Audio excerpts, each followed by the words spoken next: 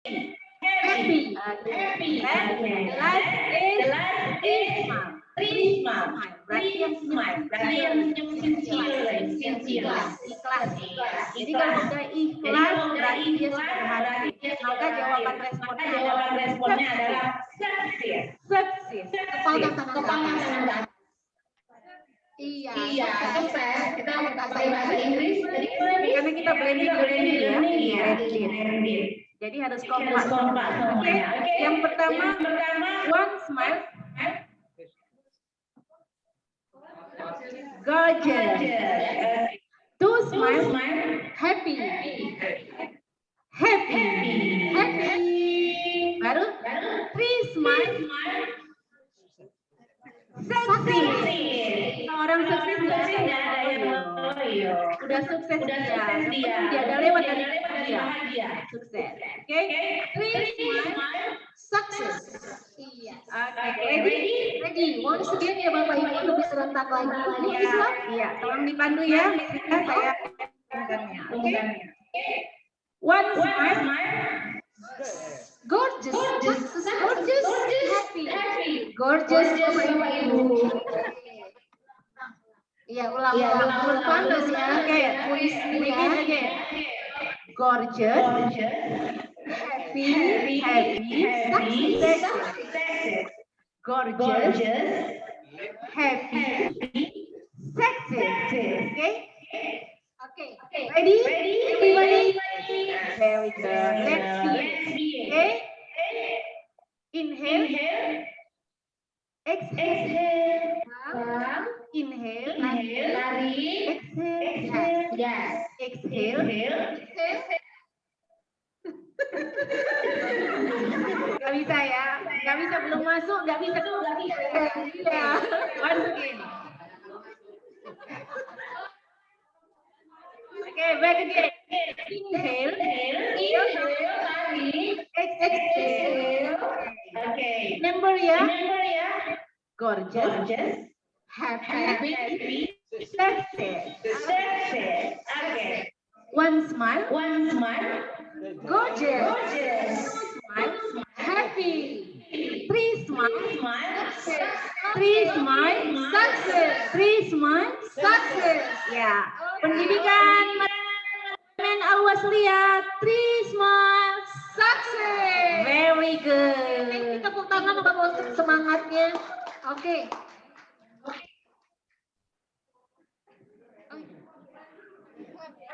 Oke, alhamdulillah, mudah-mudahan saya kesip Bapak Ibu ya.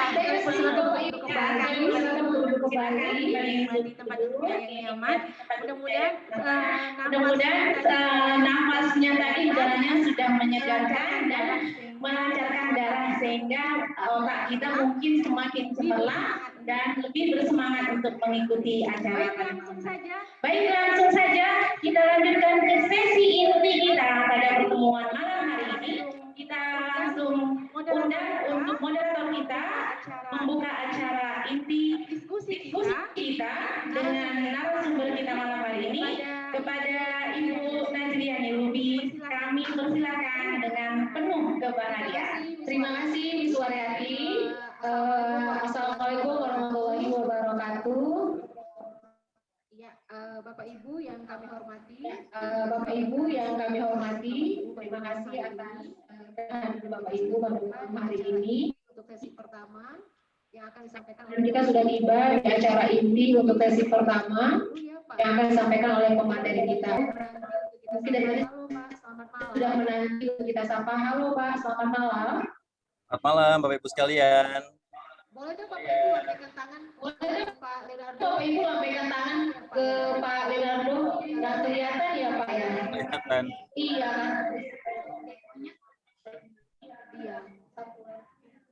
Sebentar ya Pak, kita rolling dulu. Sebentar ya Pak. Pak Leonardo sudah kelihatan? Iya. Boleh dong Bapak Ibu lambaikan tangan ke Pak Leonardo. Halo Pak Leonardo. Iya, oke. Udah kelihatan ya Pak? Di sini nanti nih. Oke Pak, tapi Bapak Ibu sebelum kita masuk ke acara ini,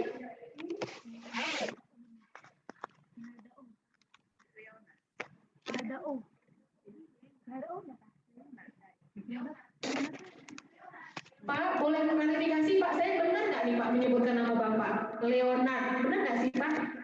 Ya, betul Ibu. Nah, oke.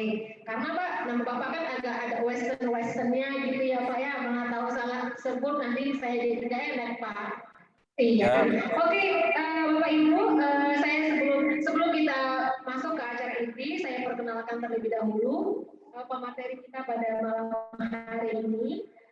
Beliau ya, profil personal pemateri kita pada pagi hari ini, nama lengkap beliau adalah Leonard. Beliau lahir di Tanjung Pinang tanggal 23 September pada tahun 1982. Ya, nah beliau, riwayat pendidikan beliau tahun 2004 itu lulus S1, jurusan pendidikan matematika, S2 jurusan manajemen SDM. Nah, dua ini ya Pak, gelar S2-nya di tahun 2010 beliau juga menyelesaikan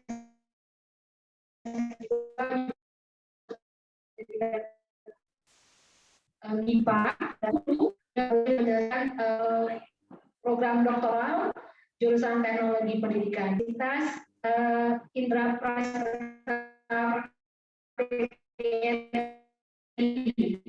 Begitu ya Pak Leonard. Oke, nah pengalaman bekerja beliau juga sudah melanglang melintang di dunia pendidikan tinggi.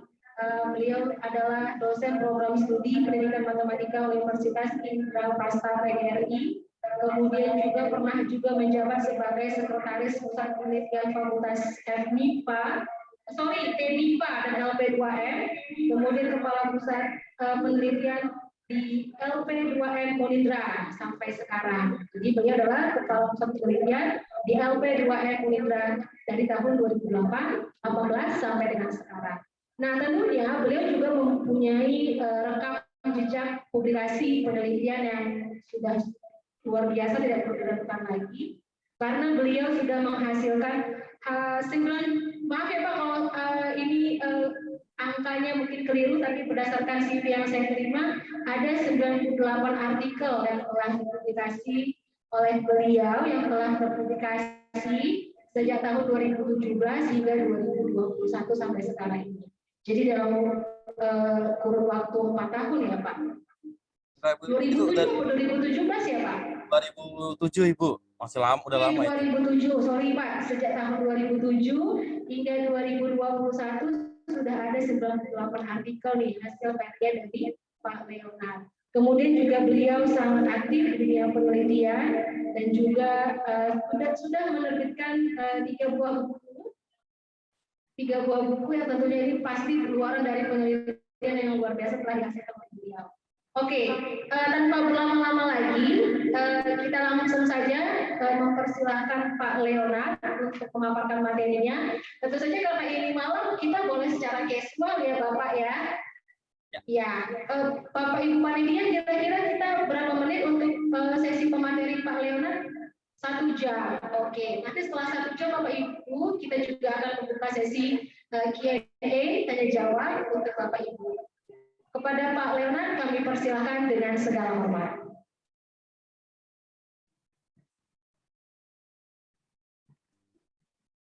Oke, baik, terima kasih. Selamat malam Bapak Ibu sekalian. Terima kasih untuk undangannya, kepercayaannya untuk menjadi narasumber dalam kegiatan pelatihan penulisan artikel ilmiah. Ya, sedianya harusnya di sana ya. Tapi karena PPKM, ya mau nggak mau kita jalankan secara online. Oke, saya langsung izin share screen ya Bapak Ibu ya.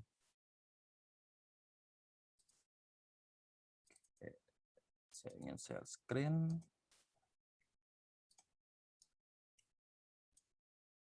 Saya presentasi berapa lama? 1 jam ya? Ya, berarti harus agak-agak. Boleh Pak, tapi saya rasa kalau lebih mungkin Bapak terlalu larut nanti ya Pak untuk istirahat. Gimana Pak? Oh iya, nggak masalah Bu. Oh iya, alhamdulillah kalau begitu. Oke, kita coba saja. Nanti kalau seandainya ada agak kecepatan atau mungkin ada yang kurang jelas bisa dipotong. Oke, ini CV saya. Kalau tadi dibacakan yang lain-lain, padahal yang saya banggakan cuma satu Bu di sini Bu, ini. Ya, ini. Nah, ini yang saya paling banggakan.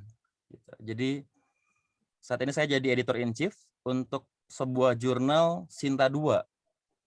Jadi berkah luar biasa tahun lalu. Agustus saya lulus doktoral.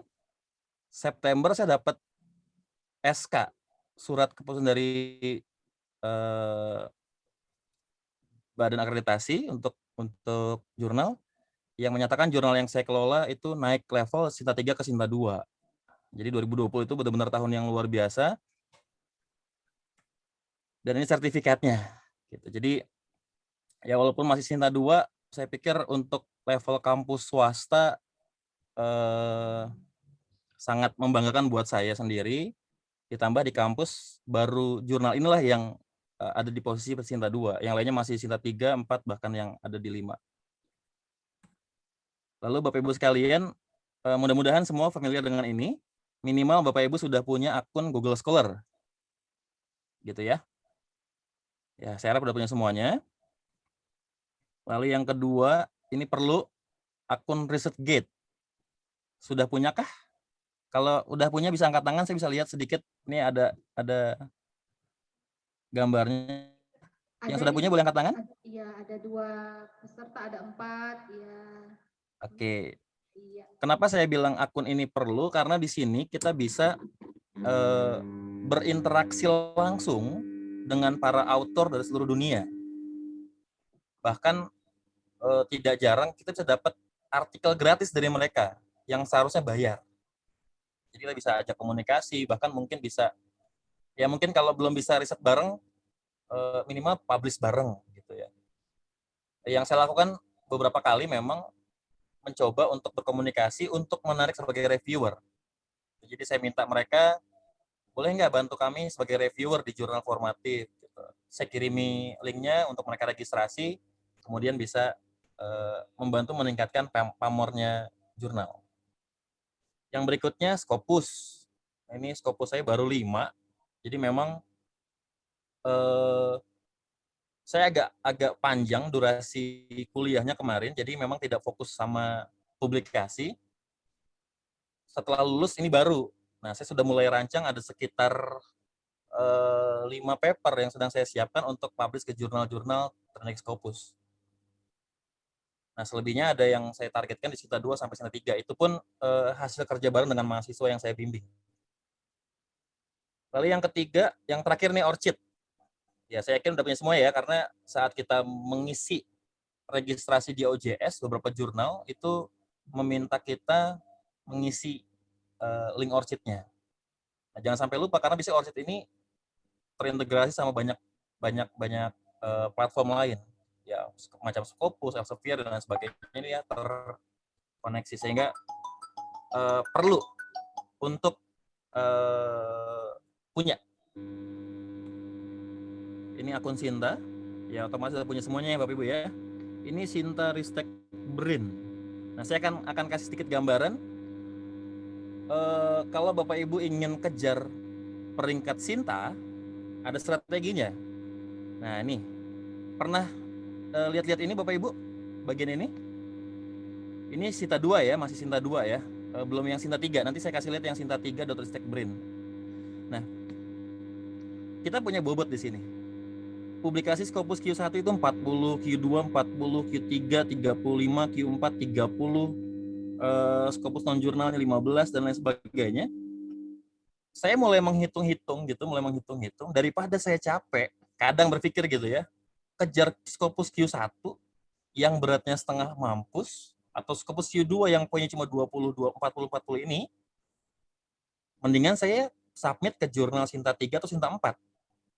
2 paper di sini setara dengan nilai Scopus Q1 Q2. Oke. Saya kasih perbandingannya seperti itu. Saya dalam posisi sekarang ya, di prodi pendidikan matematika atau di pengajar matematika, saya dapat privilege khusus. Ya, saya anggap itu sebuah berkah gitu ya. walaupun kadang-kadang jadi kayak semacam perasaan gak enak. Contohnya gini, saya kirim paper ke jurnal Sinta 4, saya kirim ke paper ke jurnal Sinta 3. Itu baru saya kirim, nggak lama editornya WA ke saya, Pak Leonard makasih udah ngirim ya, papernya diterima loh, gitu. Jadi belum review udah di accepted, gitu. Nah itu saya bilang, Pak jangan Pak, tolong direview, saya butuh masukan. Lah, masukan apaan? Masa kita ngajarin Pak Leo gitu, dibilang gitu. Jadi saya tinggal kirim aja Bapak Ibu ke jurnal Sinta 3, Sinta 4, 2 itu nggak pakai susah-susah dan nggak bayar gitu. Saya punya poin setara dengan Scopus Q2. Ini skor yang agak lama ya. Jadi di 2021 ini saya udah kirim beberapa jurnal Sinta 3, Sinta 4 itu saya bilang minim review gitu. Kalaupun ada review pura-pura ada review. Udah Pak, kirimlah balik aja file ininya, nanti pokoknya kita urusin sampai publish. Nah gitu. Ya itu saya anggap privilege. Kenapa jadi privilege? Karena mungkin mereka melihat saya jadi editor in chief di jurnal Sinta 2, jadi agak-agak sungkan. Nah itu yang sebenarnya nggak boleh ya di dunia akademik. Tapi itu terjadi juga sama saya gitu, saat ada orang lain kirim ke jurnal saya dan saya anggap dia pakar di bidang pendidikan matematika, ya saya nggak akan ragu-ragu untuk bilang paper Bapak diterima gitu. Walaupun tetap ada proses review yang saya pikir tidak perlu diperpanjang prosedurnya, karena dia mau kirim ke jurnal saya aja udah syukur gitu. Nah lalu tadi saya bilang strategi publikasi di sini. Jadi saya kejarnya di sini Sinta 3, 4, Sinta 5, 6 gitu. Nah kalau Sinta 2 ya otomatis saya akan submit ke jurnal saya sendiri dengan jaminan publish gitu ya. Lalu citasi Google. Ini boleh dibanyakin nih Bapak Ibu. Siapa yang harus kita suruh? Mahasiswa. Lalu si mahasiswa harus kita arahkan juga punya paper yang dikirim ke jurnal-jurnal terindeks Google Scholar minimal. Nah, semua mahasiswa yang saya bimbing, itu baru saya ACC buat sidang kalau mereka sudah submit papernya ke jurnal minimal Sinta 3 atau Sinta 4. Kalau dia nggak submit, nggak akan saya ACC untuk sidang. Jadi saya punya minimal itu kurang lebih 30-an mahasiswa bimbingan. Ya kasarnya 20-an itu pasti tembus Sinta 3, Sinta 4. Lalu ada 2 atau 3 yang super, saya bilang super, itu akan saya bawa ke jurnal yang saya kelola. Ada lagi yang super-super lagi, 1-2 orang, akan saya suruh mereka masuk ke Scopus Conference, atau saya akan bawa ke jurnal-jurnal Scopus. Ini sedang saya gagas 2 artikel dari mahasiswa saya akan kirim ke jurnal Scopus di Q3 atau Q4. Ya kalau udah yang bagian yang Scopus ini lebih ke publikasi diri lah ya. Tapi kalau untuk skor-skoran ya kejar ini aja. Gitu. Nah itu strategi saya. Tapi ini karena targetnya Scopus gitu ya, sama jurnal Sinta 2 ya Bapak Ibu mau nggak mau targetnya minimal Sinta 2. Gitu. Ya kejar Sinta 2 ya. Tadi pelajaran untuk kejar skor Sinta. Siapa tahu ada Bapak Ibu yang pengen kejar skor teman-temannya, dia peringkat 1 di kampus tapi kok capek banget ya. Saya mau coba kejar tapi yang nggak capek-capek banget. Nah, itu boleh. Ini tampilan Sinta 3 ristekbrain.go.id yang baru ini. Kalau tampilan Sinta 2 sederhana seperti ini. Tapi kalau untuk Sinta 3 jauh lebih kompleks. Nah, nanti silakan Bapak Ibu buka, cek di bagian matrix. Matrix ini ya, nanti ada di matrix ini, itu lebih banyak rinciannya, lebih detail. Saya nggak tampilkan karena banyak sekali. Oke, kita masuk ke bagian menulis. Bapak Ibu, menulis itu tanggung jawab kita sebagai pendidik, sebagai dosen. Kalau lihat undang-undang guru dosen, dosen adalah pendidik dan ilmuwan. Jadi ada tambahannya, ilmuwan. Apa arti ilmuwan? Ya dia wajib meneliti, dia wajib mendiseminasikan hasilnya kepada orang lain. Ya jadi menyebarluaskan. Nanti setelah kita rutin menyebarluaskan, lalu kemudian kita konsisten di bidang ilmu atau bagian yang spesifik, nanti akan jadi pengakuan. Ya, pengakuan orang lain tentang kompetensi dan spesialisasi kita. Misalnya di matematika di kampus Bapak Ibu, satu orang itu konsisten ngomongin tentang katakanlah fokus ke matematika realistik. Fokus aja ke sana. Terus tiap tulis itu matematika realistik terus-terusan. Nanti orang lain kenal. Oh iya, kalau kita nulis tentang matematika realistik, mau nggak mau, suka nggak suka harus kutip dari artikel Bapak Ibu yang jadi pakar di matematika realistik. Sama kayak saya membimbing mahasiswa. Dia bikin judul penerapan RME dalam pembelajaran di SD kelas 5. Pas saya lihat pustakanya, kok nggak ada nama Prof. Zulkardi ya? Kok nggak ada nama ini ya? Kok nggak ada nama ini ya? Saya bilang langsung ke mahasiswanya, paper kamu salah. Kamu nggak ambil orang-orang jadi pakar di bidang itu di Indonesia. Cari artikel mereka, kutip, dan pastikan itu ada baru buat ketemu saya lagi. Gitu. Jadi itu pengakuan kita sama orang lain yang memang menggeluti bidang itu secara terus-menerus. Nah silakan, kampus Bapak Ibu maunya prodi matematikanya mau fokus kemana? Arahkanlah semua dosen matematikanya teliti itu aja. Sehingga nanti kampus atau prodi Bapak Ibu jadi sentralnya bidang ilmu itu. Kajian itu, di situ semuanya gitu. Jadi kalau ada penelitian tentang ini, oh iya, di sana aja, di Medan aja kalian belajarnya, karena di sana pusatnya. Nah, itu jadi pengakuan. Lalu menulis juga jadi syarat lulus. Bapak Ibu yang sedang kuliah S3, jadi diminta untuk publish di jurnal yang bereputasi. Kalau nggak ada, nggak boleh sidang terbuka. Gitu. Nah, level S2 harus terbit di jurnal nasional minimal Sinta 2. Ya, walaupun ini nggak saklek-saklek banget ya.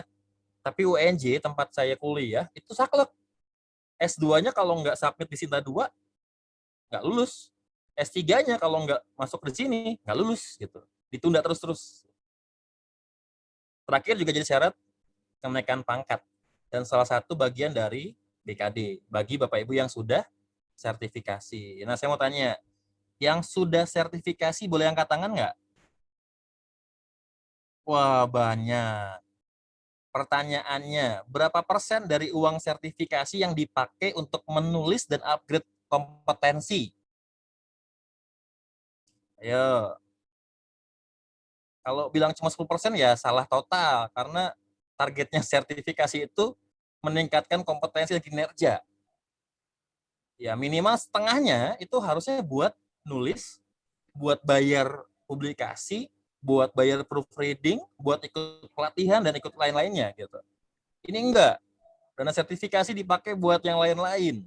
Dia suruh bayar APC 1 juta mikir. Kira disuruh bayar pelatihan 200.000 mikir gitu. Nah, ini salah gitu. Harus sertifikasi itu dipakai untuk pengembangan kompetensi. Bapak Ibu nulis bayar, pakai uang sertifikasi. Bapak Ibu seminar bayar, pakai uang sertifikasi. Itu yang penting, itu yang benar gitu. Nah, ini mungkin pimpinan-pimpinan di kampus tolong diawasi penggunaan sertifikasinya ya. Oke. Lanjut. Nah, ini format standar. Jadi Bapak Ibu, ya saya nggak tahu ya Bapak Ibu bagaimana pengalamannya, tapi saya yakin lah Bapak Ibu yang di sini tuh sudah biasa nulis, makanya kampus menyarankan temanya publish di jurnal Sinta 1, Sinta 2. Berarti yang jurnal levelnya ke bawah itu udah biasa, tinggal di-upgrade ke jurnal-jurnal yang lebih bagus. Nah, judul, lalu ada baris kepemilikan saya bilang, nama penulis, email, telepon, instansi kerja lengkap. Jadi Bapak Ibu jangan hanya tulis universitas apa namanya saya lupa. Bapak Ibu apa namanya ya? Universitas Muslim Nusantara Al-Wasliyah. Muslim Nusantara, oke, UMN. Universitas Muslim Nusantara. Jangan cuma tulis di sini UMN-nya doang. Tapi lengkap. Prodi apa, fakultas apa, nama kampusnya, alamatnya lengkap, dan terakhir tulis Indonesia. Supaya apa? Supaya masuk kredit nih bahwa itu paper punya orang Indonesia. Karena saya pernah dapat kasus teman nulis pakai nama Universitas Indraprasta. Ternyata itu masuknya di India. Di sana ada nama kampus Indraprasta. Jadi hilang lah gitu satu artikel. Ya, kalaupun mau diklaim jadi agak panjang prosesnya. Lalu abstrak. Karena targetnya Sinta 2, Bapak Ibu perlu ketahui kalau nggak salah hampir tidak ada lagi di Indonesia jurnal Sinta 2 yang pakai bahasa Indonesia. Nah, saya nggak tahu kalau masih ada ya, tapi setahu saya saat saya ikut pelatihan untuk peningkatan grade jurnal di Bogor dari Dikti, itu kami diminta atau diarahkan untuk gunakan full Inggris. Ya, semua paper harus bahasa Inggris gitu. Jadi nggak boleh pakai bahasa Indonesia. Kenapa? Supaya daerah jangkaunya luas seluruh dunia. Jadi Indonesia dihapus nih ya. Jadi langsung pakai bahasa Inggris. Semuanya full bahasa Inggris. Lalu keywordnya maksimal 5. Nah, standarnya ada pendahuluan, metode, hasil pembahasan, penutup, daftar pustaka. Nanti kita lihat, saya akan praktekkan sedikit bagaimana caranya meningkatkan kualitas pendahuluan, pembahasan dari dengan meningkatkan jumlah kutipan. Nah, mudah-mudahan Bapak Ibu sudah pernah belajar. Kalau sudah pernah belajar saya ulang, tapi kalau belum mudah-mudahan jadi ilmu baru buat Bapak Ibu sekalian. Ini saya pakai untuk ngajarin mahasiswa yang saya bimbing, terutama mata kuliah metode penelitian, untuk mampu menghasilkan kutipan yang banyak di pendahuluannya. Jadi kalau mahasiswa yang saya bimbing itu bikin artikel, pustakanya minimal 40 sampai 60. Artikel mereka itu sampai 60-an. Dan hampir 80% itu jurnal. Nanti kita belajar. Ini pola Imrat, ya standar ya. Introduction itu nggak banyak-banyak, metode juga nggak banyak-banyak. Yang banyak tuh di bagian result and discussion. Ya, disinilah kita akan banyak bicara mengenai apa hasilnya, lalu apa maknanya, lalu bagaimana selanjutnya. Nah, itu di bagian discussion. Oke, judul. Usahakan ringkas, tetapi mencerminkan jiwa, semangat, esensi, dan citra keseluruhan isi karya. Nah, saya close aja dulu. Saya mau tanya Bapak Ibu, kira-kira kalau judul seperti ini masuk kategori artikel bidang ilmu apa? Jangan dikomentarin bahasa Inggrisnya ya. Saya agak-agak ngasal nih ngomongnya, tapi maknanya ke sana. How sunflowers grow in the different soil. Oke. Saya dapat informasi dari Pak Dedi, pesertanya hari ini tuh matematika dan bahasa Inggris katanya. Maka tadi ada ice breakingnya bahasa Inggris. Saya udah ngeri aja. Oke. Kira-kira apa artinya Bapak Ibu?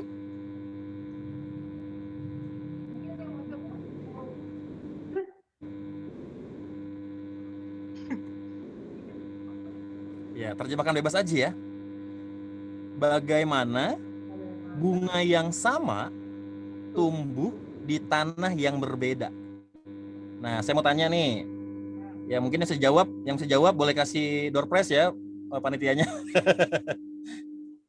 Kira-kira ini bidang ya? Dari Pak Leo door prize-nya. Boleh, saya kirimin buku. Oke. Kira-kira judul seperti ini bidang ilmu apa? Ya, silakan yang bisa jawab.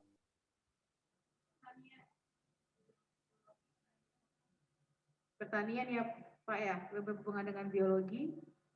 Berhubungan dengan biologi, salah. Pertanian, salah. Salah. Nah. Ayo, mungkin udah nih biologi. Udah biologi. Salah. Matematika lah. Mungkin saya menjawab mungkin matematika kali ya, Pak Leo ya. Ini tentang pendidikan matematika. Iya Pak, benar Pak. Ya, tentang pendidikan matematika, Bu. Berarti Bu Ismi dapat door prize ya Pak Leo. Nice. Ketawa Pak Leonya nih. Kita cek papernya. Ada nggak ya di sini ya?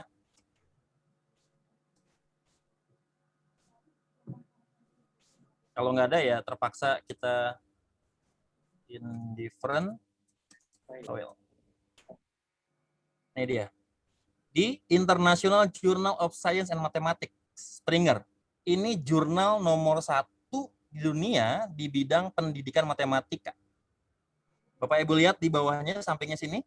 The Implementation of Realistic Mathematics Education in Utrecht and Jakarta Classroom. Judulnya begini, tapi yang dibandingkan adalah penerapan matematika realistik di Belanda dan di Indonesia. Bunganya itu matematika realistik, tanah yang berbeda itu di Belanda dan di Jakarta. Jadi dia ngambil judulnya keren. Jadi judul nggak harus ya saya bilang norak-norak gitu ya. Cobalah pilih judul yang mencerminkan keseluruhan isi, tapi maknanya dalam gitu. Ini orang Indonesia Bapak Ibu yang nulis nih. Revina ini orang Indonesia, cuma di sini FKS Lelungnya inilah yang jadi triggernya gitu ya. Karena ada nama dia, saya bilang gitu. Karena nama dia maka jurnal ini mempertimbangkan untuk publish. Itu luar biasanya peran orang lain di paper kita. Nah, jadi Bapak Ibu kalau masih bisa lagi coba-coba belajar gitu ya untuk publish, saya sarankan kirim paper Bapak Ibu ke satu orang yang kira-kira punya ya minimal punya kenalan relasi lah.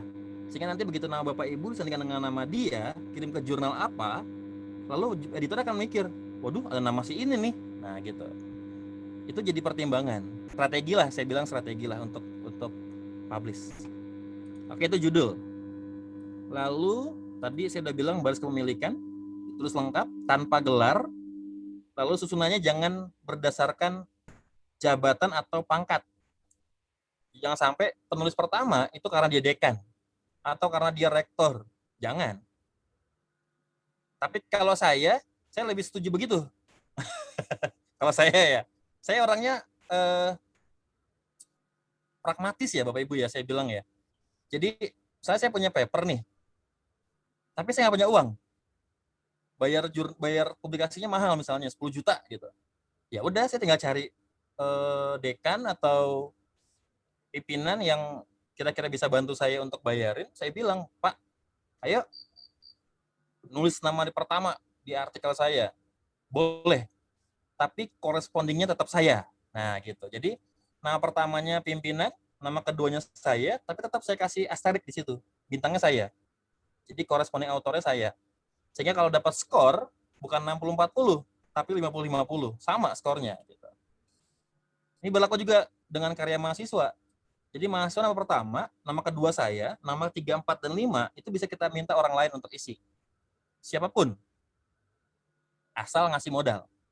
Itu gaya saya ya. Jadi mahasiswa nggak perlu bayar untuk publikasi, saya nggak perlu bayar, tapi saya corresponding author, 3, 4, 5 itu yang bayar. Nah, gitu. Itu strategi. Lagi-lagi strategi. Sehingga kita bisa publish banyak artikel dengan biaya 0. Tapi harus pastikan bahwa kita memberi nilai tambah gitu terhadap artikel tadi kita baca, kita pastikan jadi bagus dengan sentuhan kita. Nah, abstrak nih. Abstrak itu isinya itu tujuan, metodenya, hasil, dan rekomendasinya apa. Itu aja. Jangan banyak-banyak.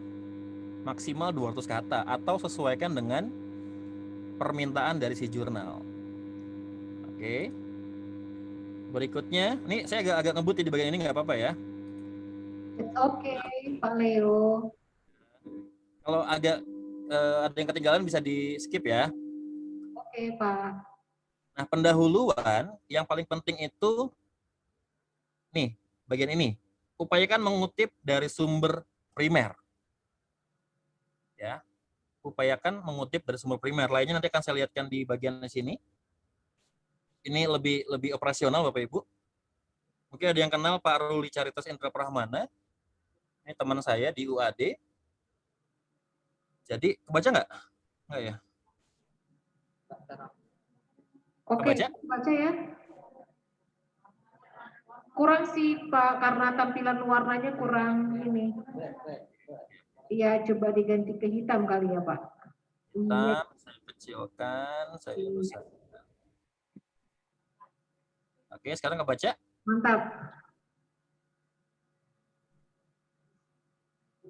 Oke. Jadi beliau sarankan pendahuluan itu hanya berisi 4-5 paragraf. Ya, ini yang beliau pakai.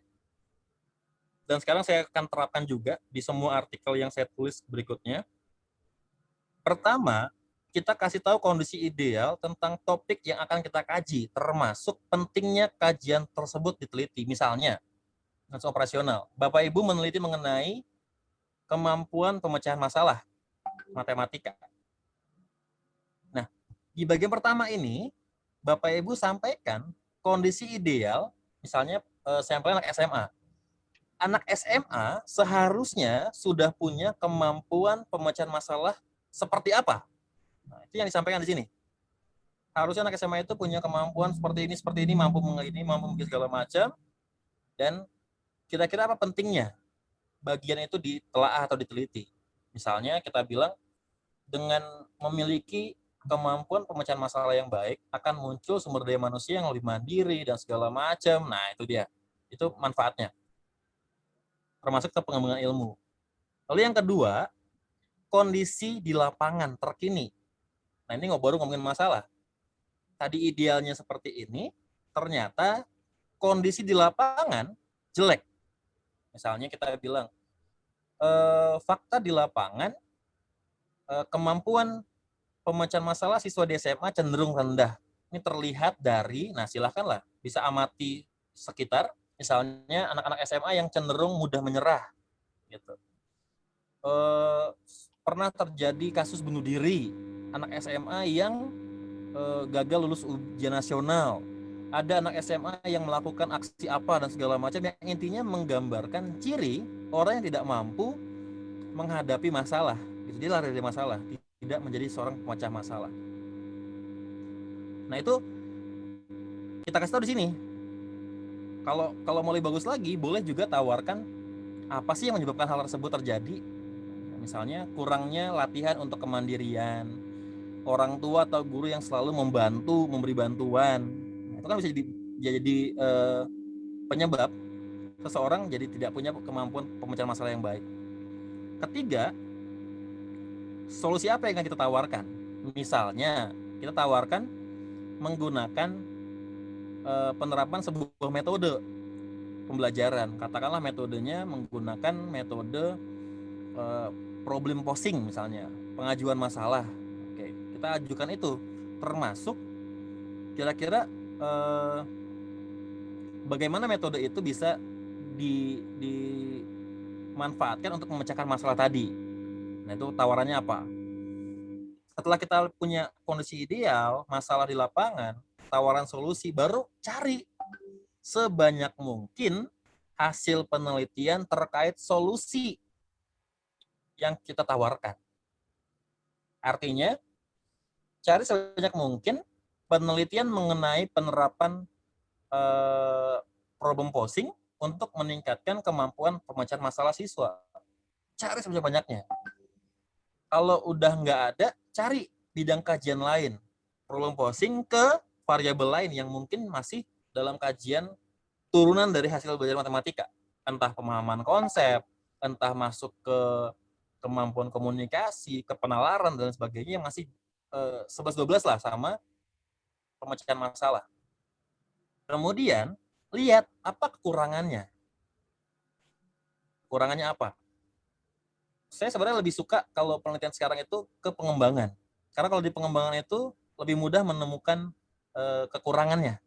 Kalau di penelitian-penelitian yang sifatnya eksperimental, paling yang kita temukan itu keterbatasannya, misalnya kajiannya baru sampai level anak-anak SMA, belum ke anak SMP. Kemudian materinya baru pada kajian-kajian yang sifatnya seperti ini, belum pada yang sifatnya seperti ini. Nah, itu mencari kekurangan.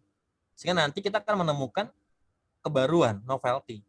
Yang belum dikaji sama orang lain itu adalah bagian ini, bagian ini. Itu yang kita kerjakan. Lalu kita tawarkan solusi tadi dengan lengkap. Setelah melihat kekurangan orang lain, tawarkan lagi solusi yang tadi, dan kita buat janji gitu. Solusinya diharapkan dapat memberikan peningkatan terhadap kemampuan pemecahan masalah yang lebih baik dibandingkan dengan penelitian sebelumnya. Nah, itu kajian dari pendahuluan. Jadi paragrafnya 4-5 aja, tapi powerful. Nanti kita akan belajar bagaimana mengisi setiap paragraf dengan bantuan tool sederhana, masih pakai Google Scholar. Tapi nanti kita akan cek lagi, pastikan referensinya itu sumbernya terpercaya, bukan jurnal-jurnal predator. Nah, ini konstruksi paragraf dalam pendahuluan, ini contoh dari buku beliau. Ini kondisi awalnya di paragraf pertama, lalu ditawarkan solusinya.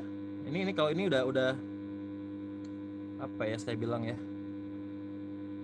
langsung ke pokok masalah, lalu solusinya apa, konteksnya, kemudian di bagian sini harusnya jadi hasil penelitian. Cuma mungkin nggak terlalu kelihatan di bagian paper yang ini ya. Coba lihat di paper-paper yang lain.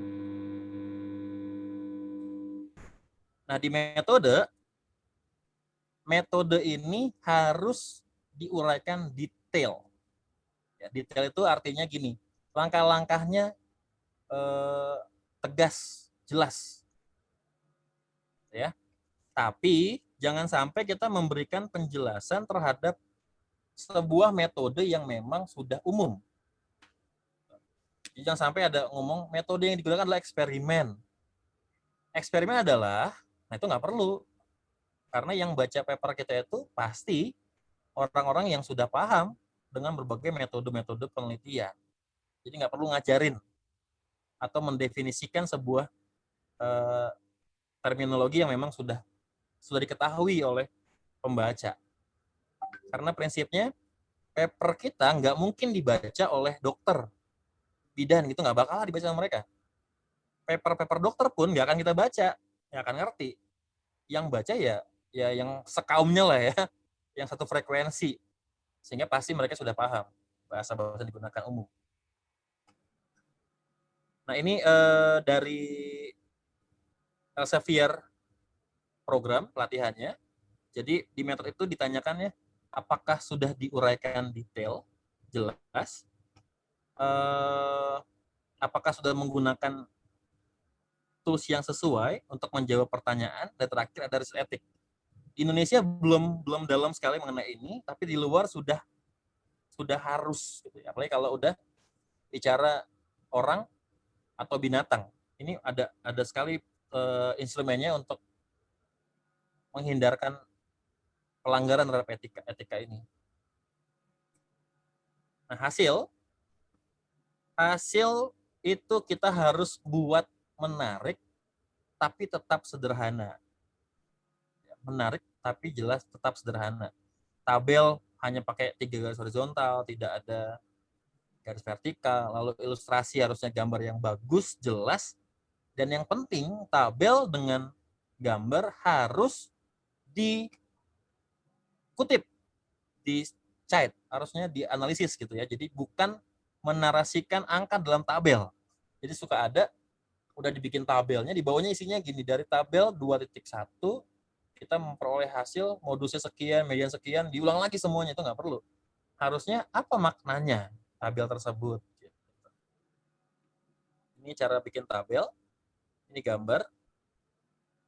Nah, pembahasan, lagi-lagi, pembahasan itu jangan sampai mengulang hasil. Saya sering menemukan di skripsi mahasiswa, itu pembahasan isinya mengulang hasil. Dia ngulangin hasil uji normalitasnya, hasil uji linearitasnya, hasil uji hipotesisnya, ada 3 dibikin 3-3-nya gitu. Nggak perlu. Pembahasan cukup bilang hasilnya begini, lalu kenapa begitu. Nah, di sini juga harus banyak kutipan, karena kita akan membandingkan temuan kita dengan temuan orang lain. Apa lebihnya punya kita dibandingkan punya orang lain. Nah, ini yang jadi ciri kecendekiawanan si peneliti saat dia menguraikan hasil dalam bentuk pembahasan yang bagus dan membuat maknanya jadi lebih baik. Nah, ini lagi-lagi dari Pak Ruli. Baca nggak ya? Besarkan lagi. Sorry.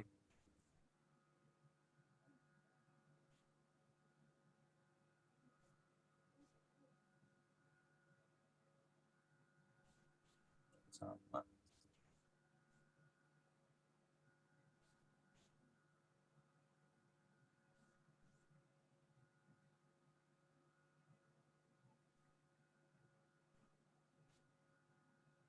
Oke, result berisi banyak data. deskriptif maupun data dalam bentuk angka. Menampilkan data harus menarik. Nah, ini nggak boleh ya. Jangan sampai kita copy paste hasil SPSS. Jangan sampai nih. Harus disederhanakan. Tampilkan gambar-gambar eksperimen, boleh silahkan. Tadi saya bilang harus disitasi. Menampilkan hasil percakapan, boleh. Lembar kerja siswa juga ditampilkan, boleh, misalnya ngomongin kemampuan pemecahan masalah, ini loh hasilnya, lembar jawaban siswanya tunjukkan, lalu dibahas. Tapi ingat ya Bapak Ibu, gambar dan tabel yang kita bikin, yang kita buat, bahasanya harus sesuai. Nah, ini dia. Jadi kalau kita kirim ke jurnal internasional, ya tabelnya harus pakai bahasa Inggris. Gambarnya pun pakai bahasa Inggris. Misalnya lembar jawaban siswa nih, dia jawab pakai bahasa Indonesia. Translate. Kita buatkan keterangannya sampingnya dalam bentuk teks, ini loh hasil translate-nya. Atau ada gambar-gambar yang misalnya modul bahasa Indonesia, ya itu harus ditranslate ke bahasa Inggris. Supaya apa? Pembaca luar negeri atau editor dan reviewernya bisa paham. Karena kalau udah beda bahasa, ya nggak akan diterima juga. Di discussion, pembahasan harus relevan. Membahas apa yang jadi hasilnya, jangan di luar itu. Pembahasan harus menampilkan teori atau hasil penelitian yang mendukung atau yang mungkin mengcounter hasil tersebut. Ini pengalaman Pak Ruli, saya pernah satu mobil sama beliau, ngobrol panjang, dia bilang pernah kirim ke satu jurnal. Kita biasanya kan kalau mau buat komparasi di pembahasan, itu supaya mendukung paper kita, hasil kita akan cari paper yang kurang lebih sama dengan kita. Tapi dia bilang, ada satu reviewer yang minta cari hasil yang bertolak belakang, gitu, mengcounter. Oh, nggak begitu. Nah, diminta untuk membuat itu, kemudian coba lagi digali lagi, bedanya di mana, lalu apa lebihnya punya kita dibandingkan yang mengcounter atau mungkin yang sama tadi. Pembahasan harus to the point, membahas hal yang digunakan untuk menjawab permasalahan masalah pada bagian introduction. Tidak membahas yang tidak ada dalam hasil. Ya. Jadi, tadi saya bilang, discussion itu adalah cara kita menunjukkan kecendekiawanan kita sebagai seorang peneliti. Jangan sampai hasilnya apa, kita bahasnya melebar kemana-mana, nggak jelas, itu nggak boleh. Nah, ini yang ditunjukkan oleh Pak Ruli. Jadi di sini gambar-gambar itu sederhana, ya, menunjukkan penggunaan SNS dalam pendidikan seperti ini, simple tapi dia bunyikan di sini. Lalu proses eksperimen, peran guru saat siswa menggunakan game eksperimennya itu diterapkan di sini, digambarkan. Tapi ingat, gambar-gambarnya harus jelas. Jangan sampai gambar yang ngeblur, tidak bisa dilihat dengan baik, dan seterusnya. Ini bagian pembahasan. Ya, yang mau mengartikan boleh. Saya udah kirim materinya ya ke Bu Ramadhani tadi, silakan bisa di copy untuk semuanya. Nah, ini simpulan. Saya dapat dari sama Prof. Komang, kalau ada yang kenal, dia ketua HEBI, Himpunan Editor Berkala Indonesia. Simpulan cukup satu paragraf, itu yang dia bilang. Jadi hasilnya diungkapkan, generalisasinya ada, sarannya juga ada di situ, lalu uraian follow up riset. Satu paragraf, jadi singkat aja gitu. Kurang lebih 4, maksimal gitu 4-5 paragraf lah. Nggak usah banyak-banyak. Jadi formatif, itu terima saran beliau, jadi semua artikel formatif mulai dari 2020 itu sudah hanya 1 paragraf, tidak lebih. Nah, daftar pusaka, ini saya bilang pastikan kita mengikuti gaya selingkung jurnal yang bersangkutan. Jangan dilebih-lebihkan, jangan dikurang-kurangkan. Nah, ini pelanggaran etika ilmiah, ada fabrikasi. Fabrikasi data itu membuat data fiktif, falsifikasi mengubah-ubah data, plagiarism itu mengambil kata-kata orang lain tanpa memberikan kredit secukupnya. Nah, ini website pendukung Bapak Ibu. Udah biasa ya harusnya ya, Google Scholar, Science Direct, Scopus, Dewa AJ, LibGen, Library Generation, dan nah ini ilegal sih memang, tapi ya sejauh ini untuk mendapatkan paper berbayar jadi gratis ya pakai ini. Samping kita bisa pakai Science Direct untuk dapat yang tools pendukung. Nah, saya mau tanya di sini nih, kira-kira UMN menyediakan nggak untuk para dosen akun Grammarly, Belum Turnitin, Pak. belum ada. Belum ada. Ya, Bapak Ibu saya sarankan beli ya untuk sendiri. Belinya ya kalau belum cukup ya sama sih, kita juga belum cukup ya. Nggak usah beli yang ori. Ya, nggak usah beli yang sharing pula ya. gimana? Ya, sharing bisa ya. Satu akun bisa Ya. 4 orang. Ya ini ilmu saya yang saya pakai.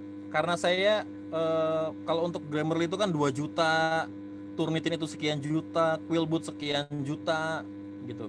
Ini mahal-mahal sekali memang. Maka saya akan cari Turnitin yang buat student, yang sharing, itu harganya paling 150 sampai 200 ribu. Grammarly itu 200 ribuan, Quillboot 200 ribuan. Jadi total-totalnya nih nggak sampai 1 juta, dapat 3 akun ini. Kenapa ini penting? Nanti saya akan kasih lihat. Saya udah ngomong berapa lama nih? Hampir sejam. Saya kasih lihat lagi. Ini general impression untuk artikel editor ya, editornya. Nggak perlu lah dibahas. Oke, saya langsung aja ke contoh ya. Bapak Ibu gini, saya biasa menggunakan Google Scholar lah, yang paling sederhana untuk ngajarin mahasiswa. Ini cara saya, sangat singkat, tapi cukup powerful walaupun tingkat efektivitasnya untuk mendapatkan paper dengan kualitas yang tinggi masih kurang. Karena masih pakai Google Scholar, minimal kita bisa dapat banyak insight, banyak masukan, nanti tinggal di cross check sama tiap jurnal-jurnalnya gitu. Misalnya gini, kita ngomong. Pernah gak sih kita ngomong begini? Matematika, misalnya gini deh, tadi saya ngomongin kemampuan pemecahan masalah ya. Saya ganti dulu biar kelihatan, mudah-mudahan kelihatan. Lalu ini saya naikkan. Oke, soalnya gini. Kemampuan pemecahan masalah matematika merupakan kompetensi yang harus dimiliki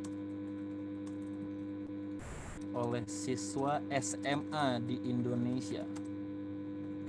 Kemampuan pemecahan masalah yang baik mengindikasikan tingginya kemandirian dan kemampuan siswa untuk menghadapi tantangan yang dihadapi sehari-hari. Misalnya kita. Ini ngasal ya, jangan di ingin banget ya. Lalu penelitian mengenai kemampuan pemecahan masalah matematika dewasa ini menjadi penting mengingat lonjakan kasus COVID-19 yang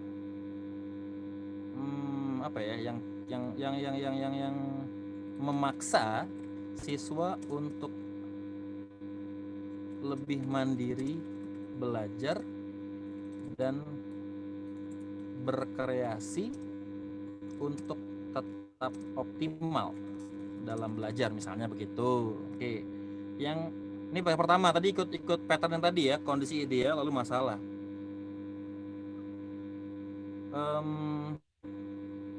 Faktanya,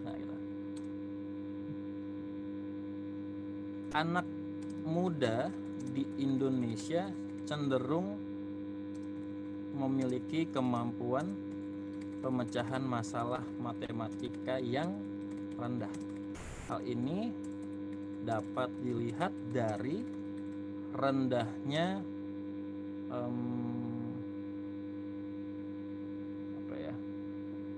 misalnya dari tingginya angka percobaan. Nah itu misalnya nih ya, bunuh diri remaja yang mengalami kegagalan dalam ujian nasional. Begitu pula adanya fakta bahwa banyak anak muda yang mudah menyerah dalam mengerjakan berbagai tugas yang diberikan kepadanya. Nah, misalnya kalau mau lanjut ke matematika boleh misalnya, khususnya dalam pelajaran matematika misalnya gitu. Bolehlah masuk ke matematika sampai saat ini masih dianggap sebagai pelajaran yang sulit, membosankan, tidak berguna, gitu misalnya ya, tidak berguna dan cenderung dijauhi oleh siswa. Hal ini mengakibatkan rendahnya minat siswa dalam mempelajari pelajaran matematika di semua jenjang pendidikan. Ini kan udah ngomongin metode. Masuk ke metode misalnya. Tadi kan kita tawaran solusi ya. Tapi ini kalau dijelasin semuanya satu-satu jadi bosan nggak ya?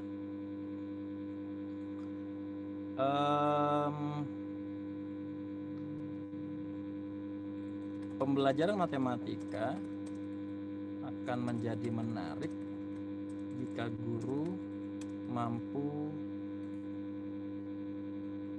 menjabarkan materi secara akan menjadi menarik secara menjadi menyenangkan lah, secara menarik dan melibatkan siswa dalam setiap tahapan pembelajaran. Metode pembelajaran yang dapat digunakan adalah metode pembelajaran misalnya apa ya yang menarik ya, misalnya number head together gitu ya, NHT. Penggunaan metode pembelajaran ini secara umum memberikan kesempatan kepada siswa untuk misalnya saling berinteraksi,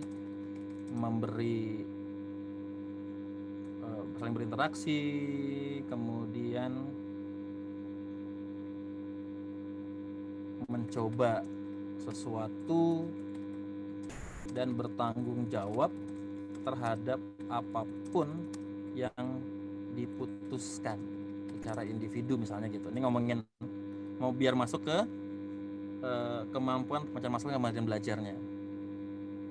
Nah di sini boleh ngomongin nih hasil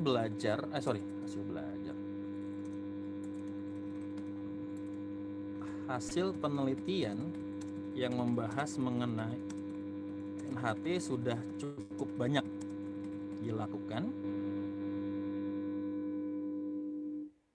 akan tetapi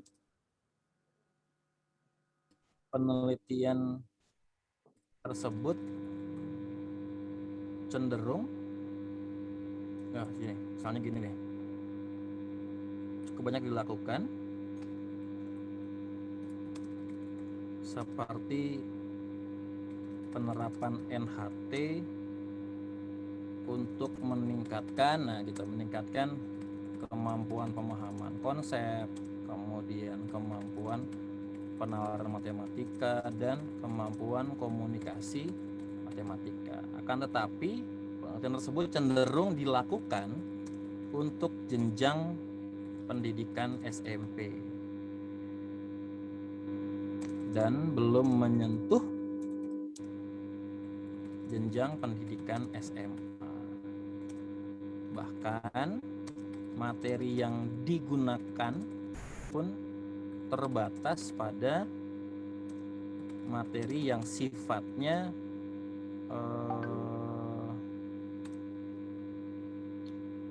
hitungan misalnya gitu. Tidak pada bahasan konseptual misalnya. Untuk itu penelitian ini berusaha melakukan kajian mengenai penerapan metode pembelajaran NHT terhadap kemampuan pemecahan masalah pada siswa SMA dengan materi apa? Nah, yang sifatnya konseptual. Nah, ini kurang lebih gambaran latar belakang. Nah, sekarang cara paling mudah untuk mengisi ini adalah menggunakan Google Scholar. Nah, misalnya kasus COVID memaksa siswa belajar di mandiri belajar, tinggal tulis aja di sini. COVID-19 memaksa siswa mandiri belajar. Nah, gitu. Ini cara saya ya. Ini dia di sini. Ada nih bacaan, tapi nih buku jangan dipakai. Ini artikel Perspektif Ilmu UNJ. Ini terpercaya. Nah, para siswa meminta siswa bersedia menjadi apa? Memaksa belajar jarak jauh, menggunakan kan bicara kreativitas nih mandiri. Ambil Bapak Ibu. Ini cara saya ya. Saya ulang lagi. Ini cara saya mengajarkan mahasiswa yang saya bimbing supaya mereka bisa dapat banyak kutipan. Saya ambil gini caranya. Cite. Ini bisa juga dihubungkan dengan Mendeley, bisa. Saya ambil, klik di sini, terus saya copy. Saya copy ininya, saya pindahkan ke sini, lalu saya akan lihat paragraf per paragraf. Saya paste di sini, referensinya, terus saya tulis di sini. Langsung aja, Hidayat,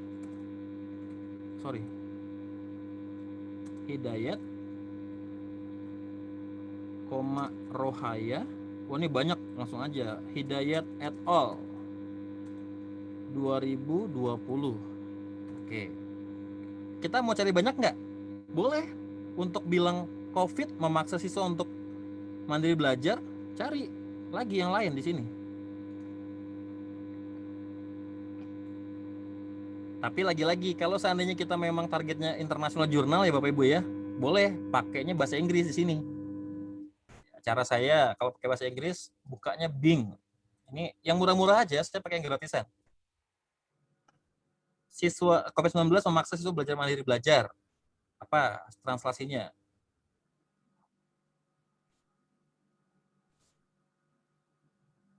Nah, ini aja nih. Ya pura-puranya begini ya. Mungkin yang bersama bahasa Inggris ketahuan ya, tapi ini cara saya. Pakai yang bahasa Inggris. Oh, belum, ke copy.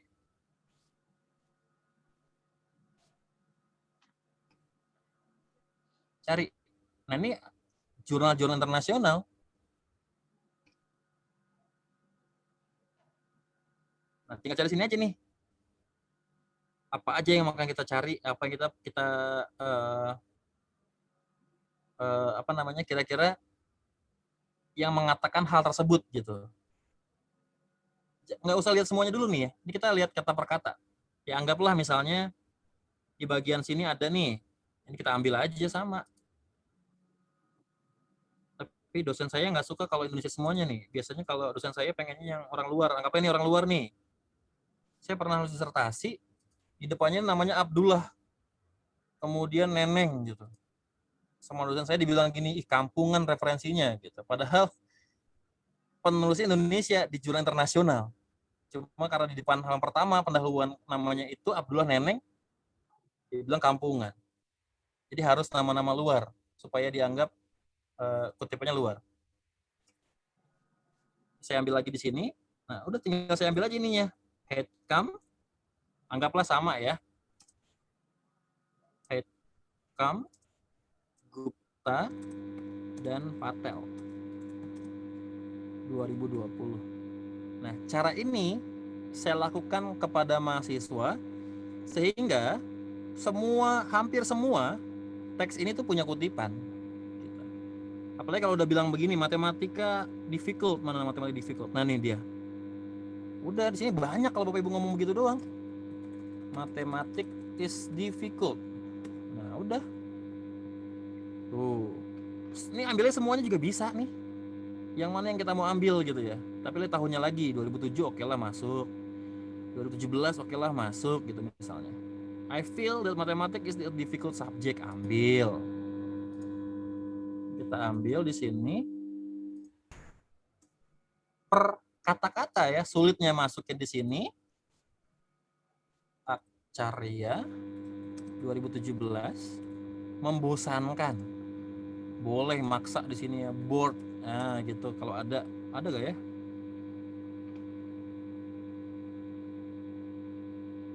Being bored 1918 2007 1998. Ya, anggaplah ini ada di sini misalnya. Mana ya? Nah, ini dia misalnya ini. Jadi kata per kata boleh diambil begitu, membosankan. Ya biar mirip sama jurnal internasional lah.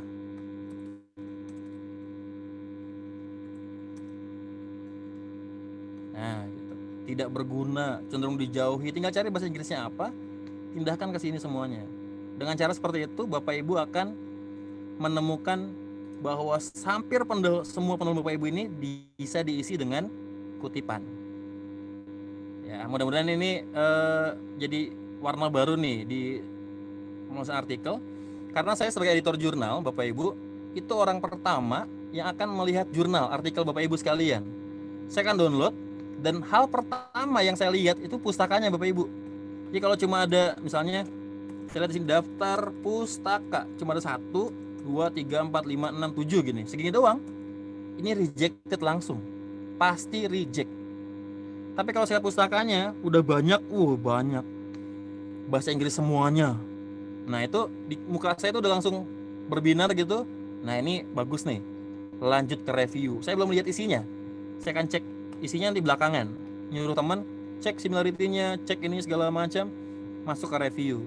Tapi udah positif insight saat saya melihat referensinya banyak. Nah, ini belum ngecek levelnya apa ya di sini. Tapi kalau mau cari lagi tinggal ngecek ke Scopus atau cek di Science Direct atau cek di DOAJ. Selama ada di sana itu masuk kategori yang cukup bagus. Tapi kalau kita mau submitnya ke jurnal terindeks Scopus, pastikan mayoritas artikelnya juga yang kita kutip terindeks Scopus. Oke, terakhir, ini strategi terakhir Bapak Ibu. Tadi saya bilang saya gunakan ada 3 tools.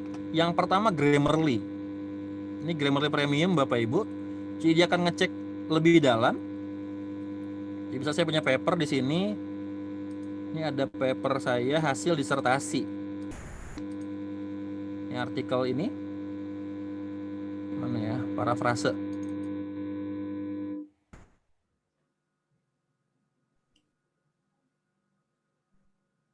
Ini saya belum pakai proofreading internasional, belum pakai proofreader profesional, belum. Baru sendiri. Ini artikel saya. Kemudian apa saya bilang?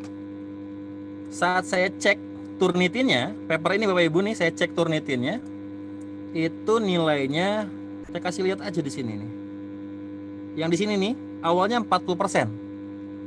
Pas saya cek ternyata karena ini artikel disertasi,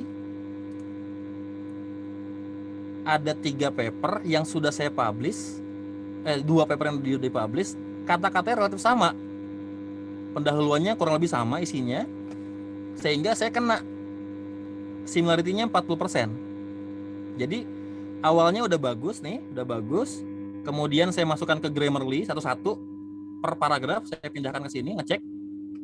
Udah dapat paper yang bagus secara Grammarly di sini. Saya cek Turnitin hasilnya 40%. Karena udah 40%, saya bilang nggak mungkin saya ganti paper. maka saya akan keluarkan Quillbot untuk memparafrase. Nah, hasil ini adalah hasil parafrase. Nah, setelah saya parafrase, saya turnitinkan lagi, ketemulah 13%. Nah, ini sekarang tinggal saya sesuaikan untuk saya kirim ke jurnal. Ya, entah apalah jurnalnya nanti yang akan saya kirim, saya lagi cari. Syukur-syukur ketemu jurnal yang gratis gitu, ataupun kalau bayar nggak perlu mahal-mahal. Nah, ini paper saya mengenai pengembangan sistem pelatihan bagi guru.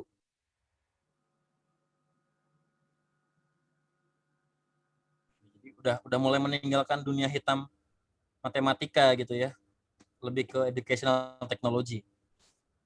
Jadi penggunaannya punya paper, ya kalau mau translate dulu pakai Bing gitu, pelan-pelan pakai Bing, dapat paper bahasa Inggrisnya, masukkan ke Grammarly, nanti dia akan perbaiki kosakatanya, grammarnya, kata-kata yang tidak efektif, ikuti aja saran dari dia.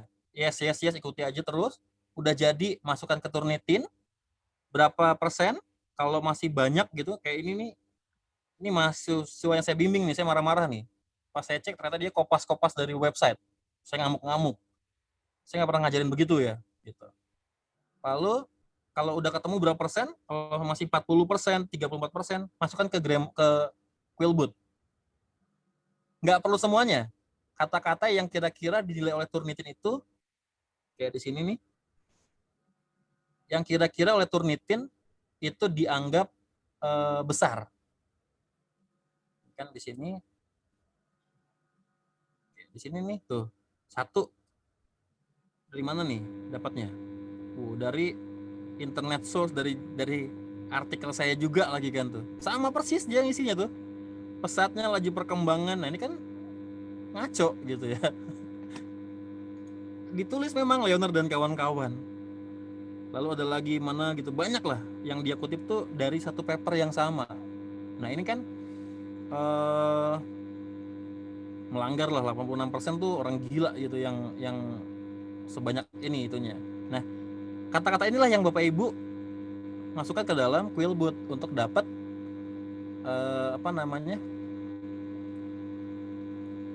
perubahannya. Nah, ini saya bilang, contohkan misalnya di Quillbot itu kayak gini, Indonesia is a great country. Ini ada sinonimnya tuh, ada yang less change, more accurate, atau more change, less accurate. Kalau paling kecil lagi nih beda lagi nanti. Indonesia is a wonderful country to visit. Kalau yang more change, banyak perubahan, the nation of Indonesia is fantastic. Awalnya ini sama Quillbot disarankan jadi begini. Nah, ini yang berhasil mengubah paper saya tadi dari 40-an% jadi cuma 13%. Itu pakai Quillbot. Nah, mungkin itulah Bapak Ibu yang saya sampaikan sedikit, mudah-mudahan bisa memberi warna buat artikel Bapak Ibu sekalian. Malam ini nanti bisa lanjut mereview lagi artikelnya. Besok kita akan fokus ke strategi submit. Jadi udah nggak lagi bahas mengenai konteks materinya, ke strategi submit dan persiapan-persiapan lainnya. Mungkin itu Ibu Moderator, saya kembalikan ke moderator. Terima kasih.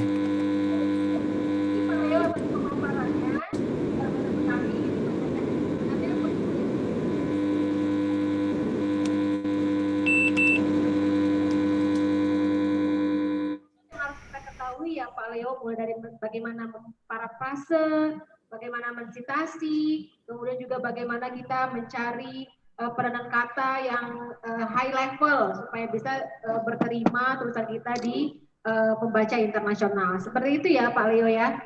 Ya. Ya, nah Pak Leo, mungkin sebelum kita mengakhiri kami membuka Q&A untuk 2 pertanyaan, masih bisakah? Oke, silahkan.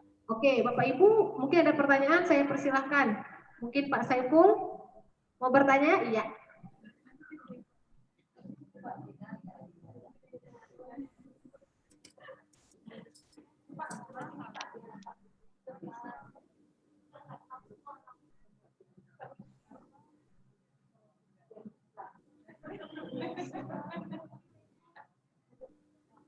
Selamat malam, Pak Henol. Situ ya, Pak. Malam, Pak. Pak Elo. Ya, Pak. Selamat malam, Pak Elo. Selamat malam, Pak. yang mau saya tanyakan, selama ini kita buat penelitian, akan kita buat proceeding dan luarannya.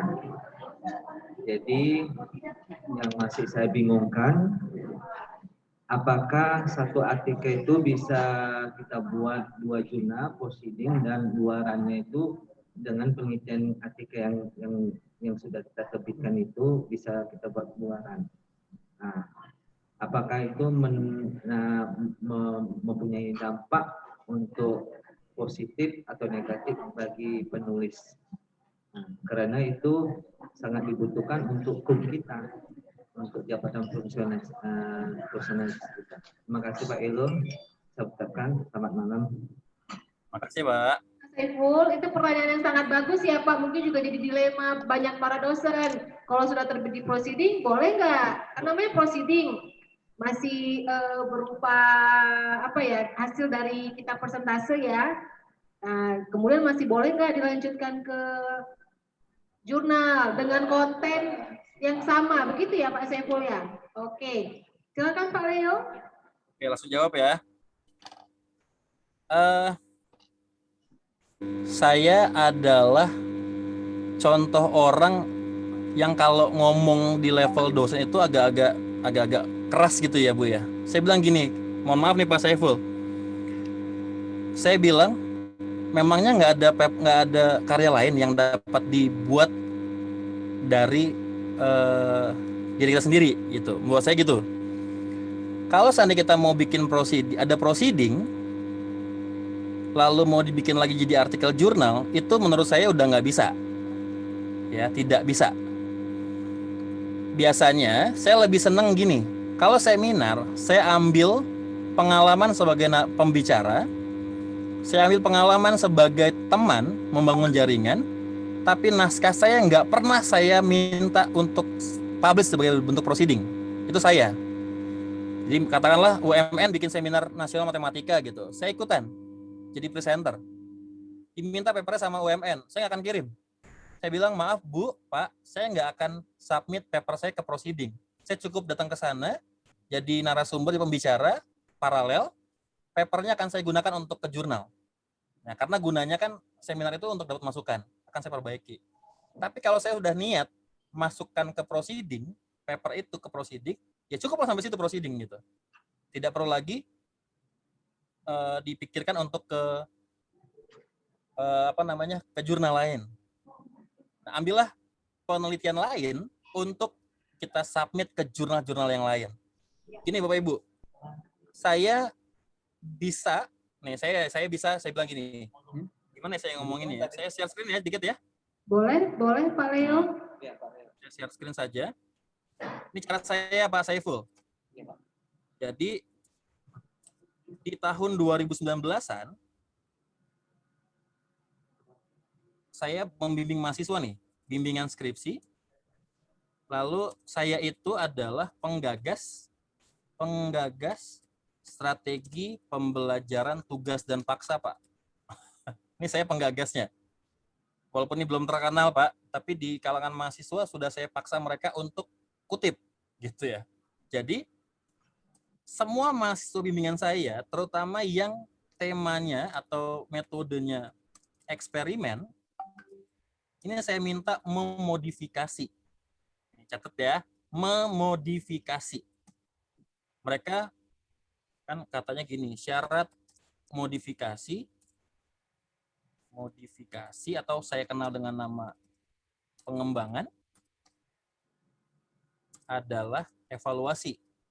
Jadi mereka saya minta pilih satu buah metode, entah itu STAD, entah itu NHT, entah itu TGT, atau apalah gitu ya. Saya minta mereka kutip ini sebanyak-banyaknya, belajar tentang ini, lalu temukan kelemahannya. Ini cara saya. Kemudian setelah temukan kelemahannya, coba kombinasikan. Kombinasi STAD dengan tugas dan paksa. Kombinasi NHT dengan tugas dan paksa. Kombinasi TGT dengan tugas dan paksa. Dan Bapak Ibu tahu, ini semua jadi satu artikel di proceeding. Judulnya modifikasi. Nah, gitu. Modifikasi. Saya kasih lihat papernya. Ini di proceeding. Mana ya?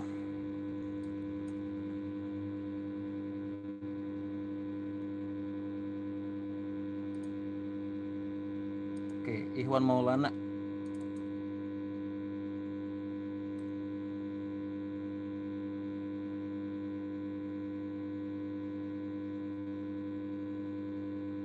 Sebentar, kalau keluar ya.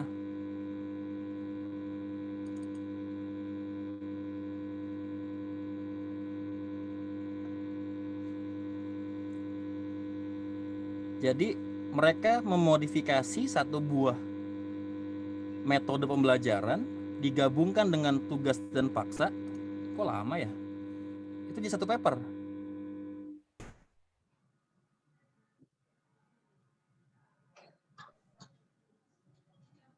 Satu paper. Pendekatan konstruktivisme dengan strategi pembelajaran tugas dan paksa. Nama pertamanya dia, nama keduanya saya. Isinya adalah modifikasi modelnya konstruktivisme sampai jadi kan nggak ada metode ya, langsung pembahasan pendekatan konstruktivisme, lalu tugas dan paksanya bagaimana, kemudian bagaimana modifikasinya sampai ke sintaksnya, sintaksnya dia jabarkan, udah simpel menutup. Nah, hasil ini kemudian saya submit lagi ke jurnal-jurnal lain. Saya lupa yang mana ya. Ini apa nih? Oh bukan, ini pengembangan. Ini dia, coba. Nah ini dia, masuk ke jurnal Medivs. Ini Sinta 3 atau 4 saya lupa. Tapi ini salah editornya.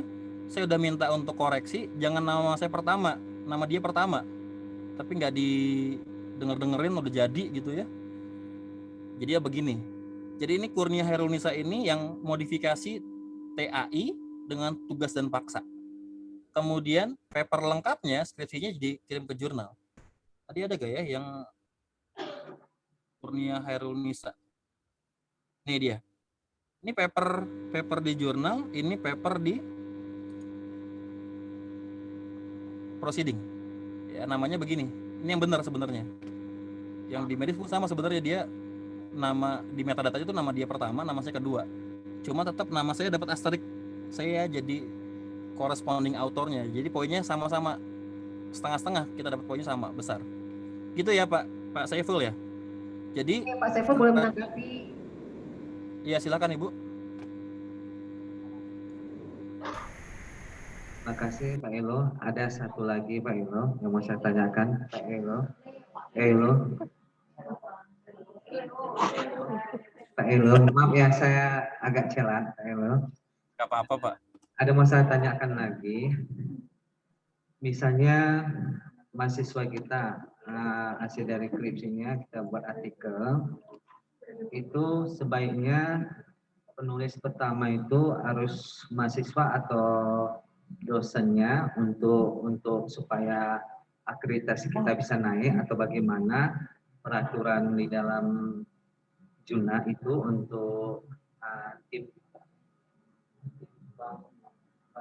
PT untuk penilaian itu yang bagaimana untuk supaya bisa meningkatkan akreditasi.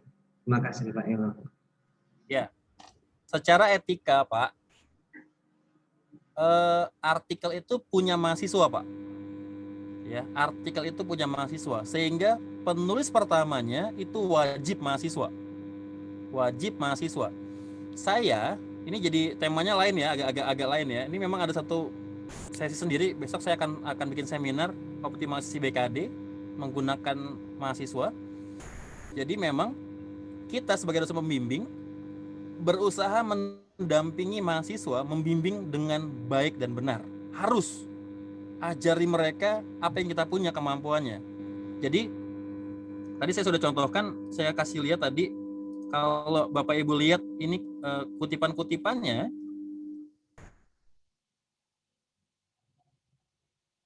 kutipan mereka tuh cukup banyak gitu untuk level mahasiswa ini semua jurnal, semuanya hampir semuanya jurnal.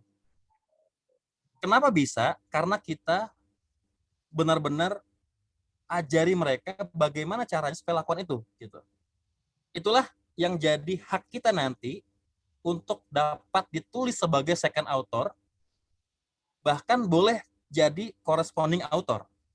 Gitu. Jadi nama pertama tetap mahasiswa, nama kedua kita Pak. Tapi kitalah yang jadi submitternya, kita yang jadi corresponding authornya, kita yang jadi penghubung dengan editornya. Kalau ada revisi kita yang tanggung jawab. Kalau ada masalah kita yang tanggung jawab gitu. Sehingga nanti kita dapat berbagi poin yang sama dengan si first author. Tapi etikanya jangan sampai nama kita pertama, nama dia kedua, atau bahkan nama dia dihilangkan tuh nggak boleh. Gitu ya Pak. Semangat Pak. Jadi tahun depan bisa ngajuin guru besar atau lektor kepala gitu ya Pak. Iya, amin. Jadi target dosen-dosen UMN Alwastia ini akan submit di mana Pak Leo jadi reviewer. Bisa Bebas Bu, silahkan Bu. jadi karena target dosen-dosen di sini Pak pendidikan matematika mau submit jurnal Sinta 1-2 di mana Pak Leo jadi reviewer. Jadi Bapak harus data-data dosen UMN Pak. Ya Pak, jadi begitu Bapak lihat UMN Alwastia, oh iya. Jadi Bapak pertimbangkan nggak langsung di reject, walaupun waktu lihat daftar pustakanya, belum internasional daftar pustakanya, tapi karena UMN Bapak pertimbangkan. Gimana Pak Leo? Gini. Kalau begitu caranya, ya nama saya juga yang error nanti. Makanya kita belajar di sini kan ya. Di review sama Bapak, bukan tanpa review, harus dengan proses review sesuai dengan Iya dong, nah iya boleh. Boleh. Iya, tetapi mungkin waktu kan pertama tadi Bapak sampaikan reviewer ngelihat dulu nih daftar pustakanya. Kalau daftar pustakanya ngelihat kualitasnya bagus, pasti lanjut ke konten. Nah, mana tahu, ya Allah Bapak ini udah mulai gitu ya, terbebani ya Pak Leo ya. Ya, mana tahu Bapak nanti ngelihat tulisan dosen UMN mungkin kualitas daftar pustakanya belum terlalu bagus nih, tapi karena dari UMN jadi pertimbangan. Seperti itu ya Pak Leo, tetap sesuai dengan prosedur. Ya intinya gini Bu, kita belajar sekarang. Saya yakin nih setelah hari ini, malam ini Bapak Ibu dosen, ini yang saya masih muda-muda ya, yang muda-muda ini mesti bisa dicambuk kok Bu, dicambuk, didorong, diceburin gitu. Agak kejam Pak Leo dicambuk ya. Ya, supaya apa? Minimal referensinya, ya kalau saya bisa tantang gitu ya, bisa nggak dibikin jadi 60, referensinya minimal dan semuanya internasional. Saya berani jamin nanti, gitu. Iya, ini Pak jaminan dari Kaprodi, gimana Bu Kaprodi? Insya Allah bisa Pak. Wah, mantap. Kami bisa, iya. Mantap. Optimis kami bisa, oke. Ya. Oke Pak. Jadi saya bilang begini kemarin ke Pak Dedi juga. Saya akan fasilitasi teman-teman di UMN untuk publish di jurnal yang saya kelola di Formatif Sinta 2. Oke, tapi ya ada tapinya ya. Tapi ya tetap dengan standar ketat. Bapak Ibu yang harus push supaya papernya jadi bagus.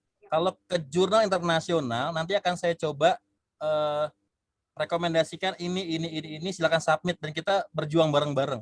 Saya nggak punya channel Bu di luar sana, sengaja nggak mau deket-deketin kemana-mana, pengen tahu kalau saya punya paper dan saya kirim ke sana, apa respon orang lain kalau dia nggak tahu siapa-siapa kita gitu. Saya coba itu. Ya, tapi untuk di jurnal yang saya pegang di Formatif, saya udah janji sama Pak Dedi, saya akan bantu teman-teman di UMN untuk publish di sini. Yap, terima kasih Pak. Luar biasa, pasti itu jadi pemicu dosen-dosen pendidikan matematika UMN Alwastia nih Pak untuk nulis. Iya dong. Harus biar nanti pangkatnya semuanya LK semua minimal gitu kan. Ya, amin. Ya, dan bisa menyusul Pak Leo nih. Ya Pak, saya ada pertanyaan lagi? Ya harus jadi artikel kan Pak, artikel ya udah jadi kita publish ke jurnal. Bukan Pak, artikel yang sudah fix seperti itu. Iya, nah perlu diketahui juga ya Pak, setelah kita submit, kalau kita masukkan ke jurnal-jurnal yang bereputasi atau Sinta 12, kita juga harus memfollow up ya Pak, review dari editor ya Pak, begitu ya? Itu besok Bu materinya.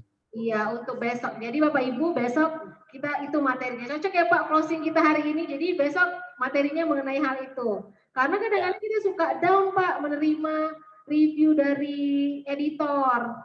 Sama Bu, saya juga suka down. Oh, Gak iya. usah Bapak Ibu, saya juga suka down. Manusiawi sepertinya Pak. Padahal nggak kenal, nggak ketemu, cuma ngebaca 4 baris di Ya. langsung kita down. Tapi saya suka ingat begini, ternyata saya pun pelakunya juga gitu Bu. Oh, pelaku yang menakut-nakuti membuat down juga ya Pak ya. Saya juga kadang jadi pelaku, makanya oh ya udah oke lah, terima aja, terima. Gitu. Ya, oke. Oke, Bapak Ibu masih ada pertanyaan? Cukup ya Pak, karena juga jam hampir, iya sudah menunjukkan setengah 10 lewat dan kita saya rasa harus mengakhiri dulu untuk malam ini. Kita ketemu lagi besok di pukul 9 pagi seperti itu Pak. Tapi sebelum pamit, boleh Pak Bapak ikut sama kami untuk bergabung, untuk mengucapkan yang seperti tadi Pak, ice breaking tadi sebagai closing kita. Boleh Pak? Ya, saya lupa gimana tadi ya. Diajarin Pak. Ayo Miswa. Oke, jadi Pak, nanti kalau kita bilang smile, one smile, itu senyumnya sedikit saja, jangan terlalu big smile. Jadi senyum sedikit sambil mengucapkan kata gorgeous. Kemudian two smiles, itu senyumnya agak di sedikit wide, sedikit wider, lebih lebar lagi. Kita ucapkan happy. Kemudian yang terakhir itu big smile. Itu kita ucapkan sukses seperti itu. Oke Pak Leo. Yuk Bapak Ibu silakan berdiri. Pak Leo, kami juga mau berbagi bahwasannya untuk smile yang ketiga itu sincere smile ya. Jadi mereka harus tulus ikhlas senyumnya. Jadi setelah pelatihan ini di sesi pertama harus benar-benar ikhlas menerima ilmu yang sudah Bapak bagi. Jadi mudah-mudahan nanti hasilnya ini maksimal ya Pak. Oke. Siap.